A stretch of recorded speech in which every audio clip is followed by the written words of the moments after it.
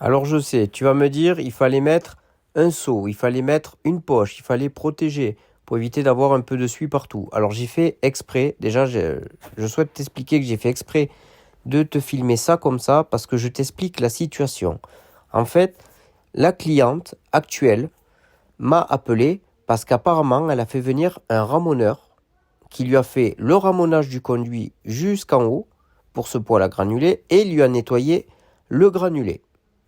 Donc moi, je fais confiance, je commence à enlever donc justement le petit bouchon, tampon sur le thé, et elle me demande de faire un ramonage parce qu'elle trouve que son poêle ne fonctionne pas correctement. Donc qu'est-ce que je fais? Je fais le service. Et là, surprise, je mets un furet en 80. L'émaillé actuel dans la pièce est en 80 et le tubage dans le boisseau est en 100. Donc jusqu'ici, tout va bien. Mais normalement, avec le 80 dans le flexible en 100, je ne vais pas le ramoner complètement jusqu'en haut. Et là, déjà, regarde toute la suie qui tombe au premier passage. Donc il ne faut pas dire que ce conduit a été ramoné il y a 2 mois, en sachant que quand même dans la région, il a fait froid 5 jours depuis. Donc 5 jours de chauffe, impossible qu'il y ait tout ça. C'est sûr et certain. Cette installation, je la connais, je la suis, ça fait des années.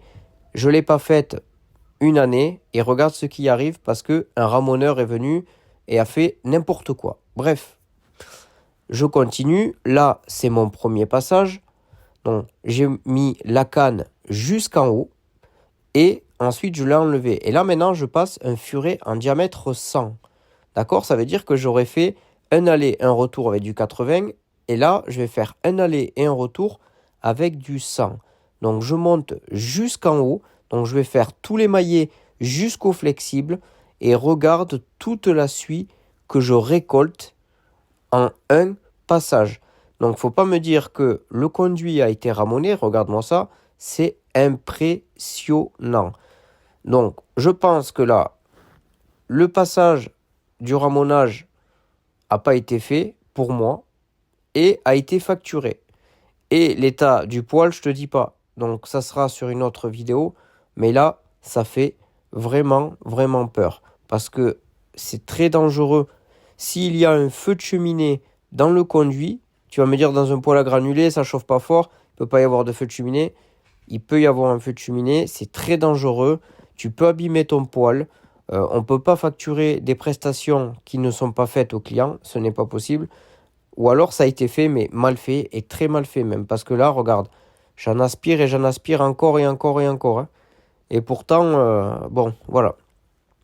Bon, ben voilà, j'espère que cette vidéo a pu te faire voir ce que c'est quand même un ramonage. Alors je sais, j'aurais peut-être dû mettre une poche en bas, mais c'était vraiment pour te faire voir toute la suie que je récoltais, pour te faire voir quand même tout le truc. Parce que là, c'est un chantier de dingue.